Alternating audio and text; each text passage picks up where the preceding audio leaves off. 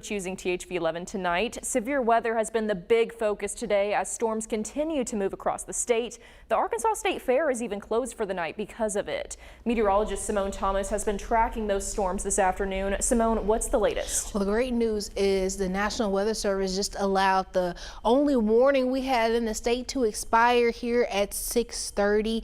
As you see behind me, that radar, the activity in the state mainly confined to the easternmost third of the state. Would not be surprised if by the end of this show, the storms are now impacting counties that are more so in that responsibility area of Jonesboro, Memphis area as that gets closer to the Mississippi River. The great news is this line has been moving through the state a little bit faster than the models projected, which means it's getting out of here quicker. Now, before we started the show, the National Weather Service did cancel a number of counties in this tornado watch, so the map hasn't updated, but let me list off to you the counties that are no longer under the tornado watch.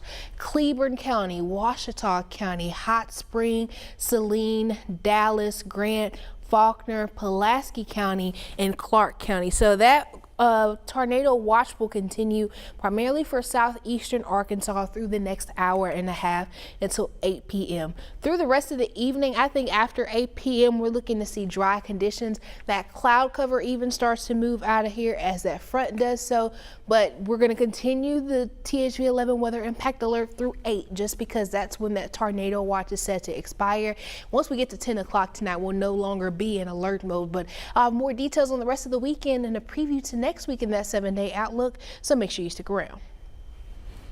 All right, thanks, Simone. Thousands gathering across the country and here in Arkansas to protest the Trump administration. The No Kings protest this morning in downtown Little Rock was one of several. THV 11's Carter Thweet was there and shows us what protesters had to say. Do you want to be here? Well, there are a lot of reasons. You can put them all under the capsule of I'd like to save our country. There was a lot of that going around Saturday in downtown Little Rock. Protesters who felt like they had to speak up. I have kids growing up in this world, in this country, and I don't want them to be living under an authoritarian rule. Little Rock City Board Director Kathy Webb took part in Saturday's protest.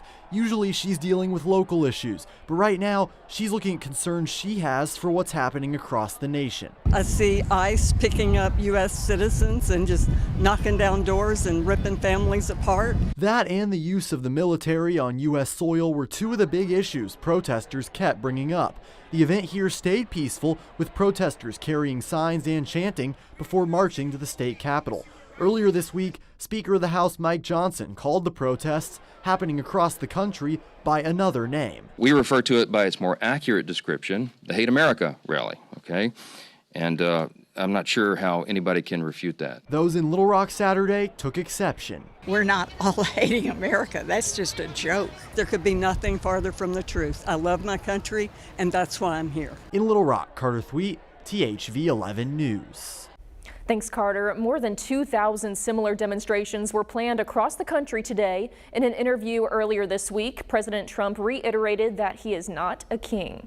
President Trump and Ukrainian President Volodymyr Zelensky are looking for new ways to end the Russia-Ukraine war without Tomahawk missiles.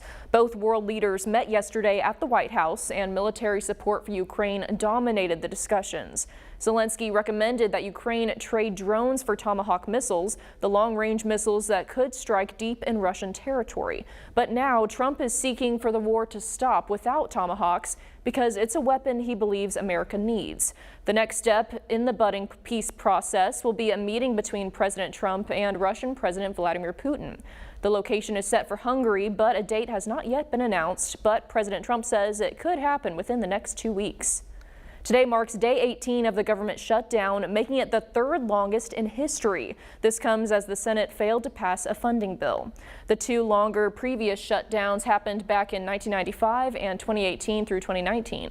Democrats refused to support a short-term spending bill unless the measure extends health insurance subsidies that expire at the end of the year. Republicans say that issue will have to wait until after the government reopens. Democrats have now voted for the 11th time to keep the government closed. 11 times now. They've refused to just do their basic job, get the government going again. Every day that goes by, there are people throughout America receiving notices that their health care premiums, copays, and deductibles are about to skyrocket.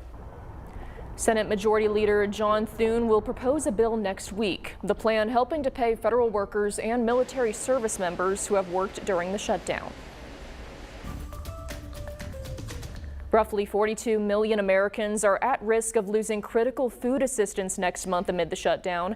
Agriculture Secretary Brooke Rollins announced last week the food stamp program will run out of money in 2 weeks. It's not clear whether the Trump administration will step in to find the funds to continue paying benefits as it had with other priorities. About 1 in 8 Americans receive help buying food through SNAP, which is the formal name for food stamps. More than a dozen states have also been forced to stop accepting new food stamp applications as a result of the looming lack of funding.